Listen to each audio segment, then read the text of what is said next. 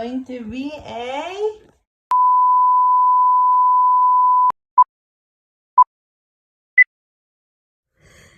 Wait. What?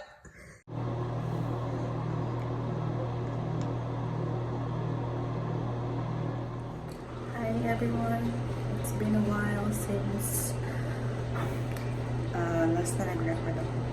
So ngayon, gusto ko lang i-review yung pag-test ko.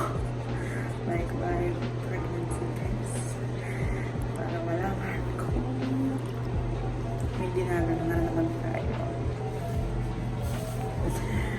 Magkakaroon naman tayo ng pangalawang baby. So, nakagising ko lang at nag-really ako. And I'm gonna try this. Let's go.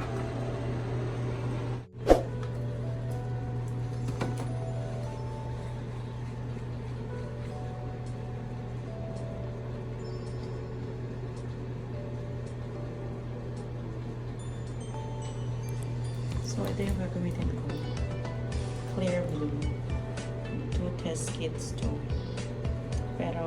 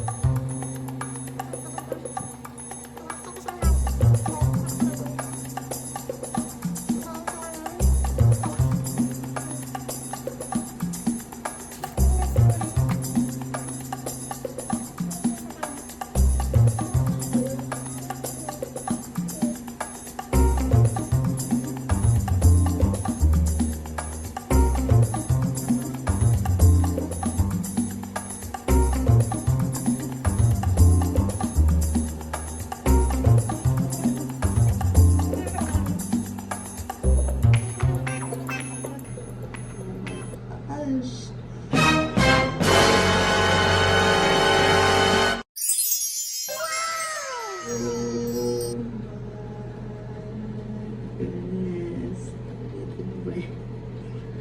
Shoot. Oh my gosh. Oh my gosh. Oh my gosh. Oh my goodness. We're pregnant again. Baby number 2. Oh my gosh.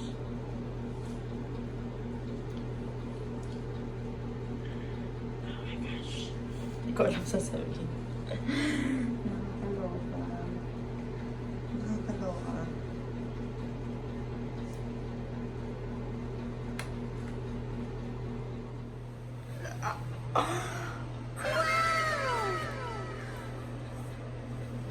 Oh my goodness. Nanginginig ako. Nanginginig ako. We're pregnant again. Baby number 2. Oh my gosh. Nakakaloka. Pero bukas kita try yung pangalawa. Para sure. Kasi, pero sa totoo lang, nag-check na ako nung isang araw. 2 days na akong delayed. Sorry, may gatas pa sa labi. 2 days na akong delayed.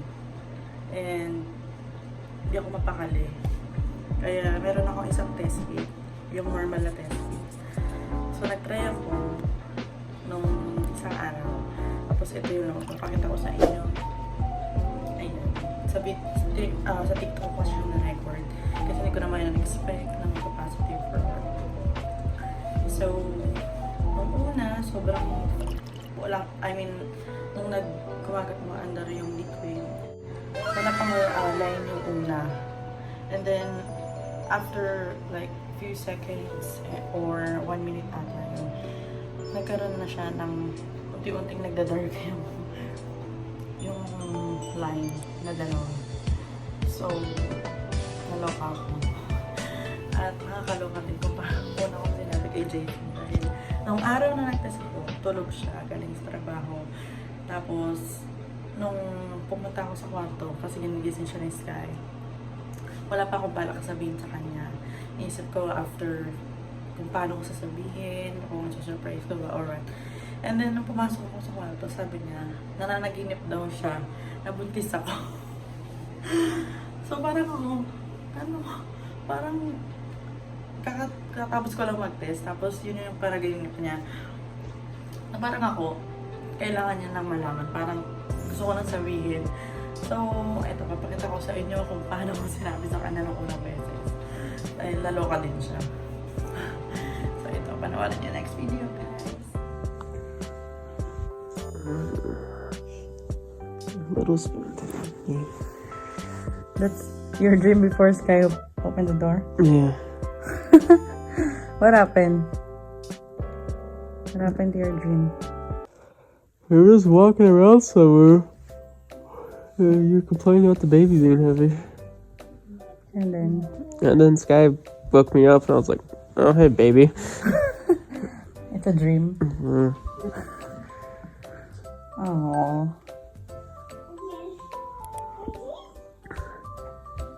How heavy? Huh? You're saying the baby was heavy. That's cool. So I am. Maybe 5-6 months pregnant. You had a big tummy. Really? And then Sky was like right in front of me. I was like, here's our grandbaby. It's a dream. So suddenly I wake up to 2 babies in front of me. I was like, wait a second. What did I miss? Ay. And then, what happened? What happens next? You're recording me. What happens next? Next. And here's happens next. No. Daddy goes back to sleep. Balik ako. Look at that. Huh? Look at that. What's in your face? Balik. Wait. What? I don't know.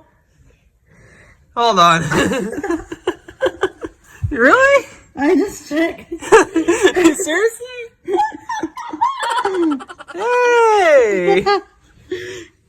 It's not a dream. It's real! It's real! It's real!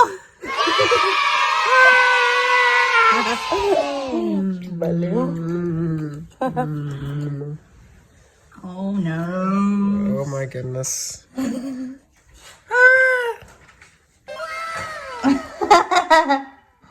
Oh no. Stop the video, I need to kiss you.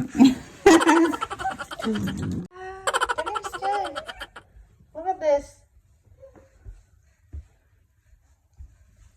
You're going to be a... No! Don't eat that. A big brother! Yay! Don't eat that. No, it's dirty. Yay! Soon to be family of four!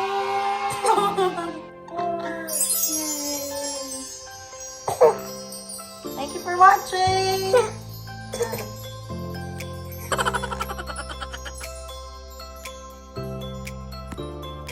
Ano na nga yung reaction niya? Nakakaloka, diba? Tapos, papakita ko sa kanya ulit to. Hindi niya naiintindihan yung sinasabi ko.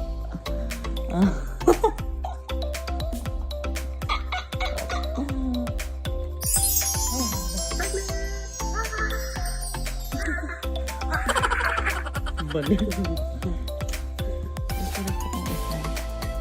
Sky! Sky, wake up na. Yep. Your kuya na. Sky. Sky, kuya ka na. Sky! Sky! Kuya ka na, Sky.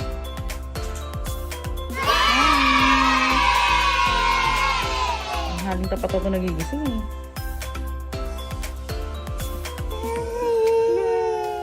Bonfire. Uh-oh.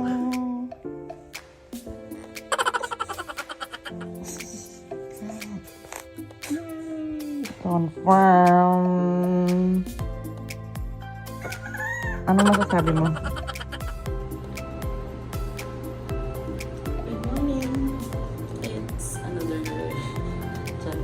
So, kakalising ko lang ulit. Today is March 6. Kahapon ako nag-test. And then, try ko ulit yung isang.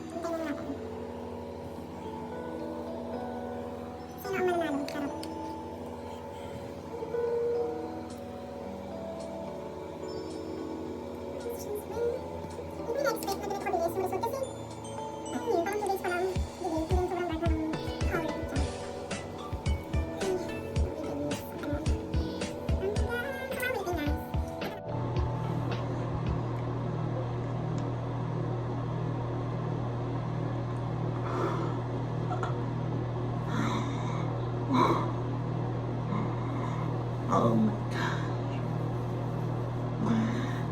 Oh my god.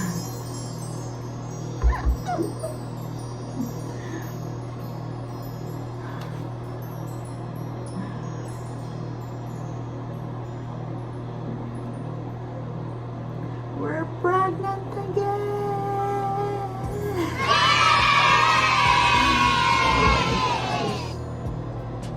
I am pregnant. Charot. Based on the tracker ko, since January 29 yung last period ko, it's more likely, charot, parang 5 weeks na siya ngayon. So, antayin ko lang yung check-up ko is March 23. Kapag schedule na kami. So, let's see how it goes. I'll try to update you soon. I'm so happy. Jason is happy too. And I know Sky is very happy. Charot. Kaya di niya naiintindihan. So, susubukan ko mag-update sa parang isa ko. Thank you! Bye! Thank you for watching, guys. See you next time.